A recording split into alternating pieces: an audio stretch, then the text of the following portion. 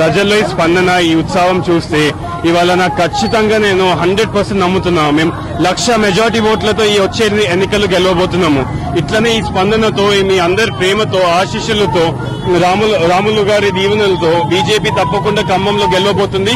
ఖమ్మంలో కమలం పువ్వు వికసిస్తుంది. జై శ్రీరామ్.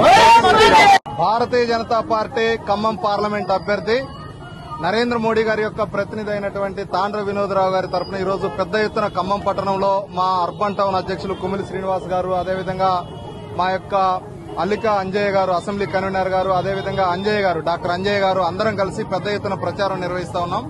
ప్రజల నుంచి విశేషమైనటువంటి స్పందన. మేము వెళ్తా ఉంటే వారు చెప్తా ఉన్నారు, మీరు మా ఇంటికి మీరు ఓటు అడగకపోయినా అడిగినా మేమే ఇద్దామని నిర్ణయం తీసుకున్నాం. ఖచ్చితంగా భారతీయ జనతా పార్టీ ఖమ్మం పార్లమెంట్ లో గెలవాల్సినటువంటి అవసరం ఉంది. మీరు ఇంకొకరిని ఓటు అడగండి, ఇబ్బందే లేదు. మేము మీ తరఫున ఈ బజార్లో ప్రచారం చేస్తామని, ఏ వీధికి ఆ వీధిలో ఉన్నటువంటి ప్రజలే మేమే ప్రచారం నిర్వహిస్తాం ఈ వీధిని అని చెప్పి స్వచ్ఛందంగా బయటకు వస్తున్నటువంటి తీరు చూస్తే చాలా సంతోషం కలుగుతా ఉంది.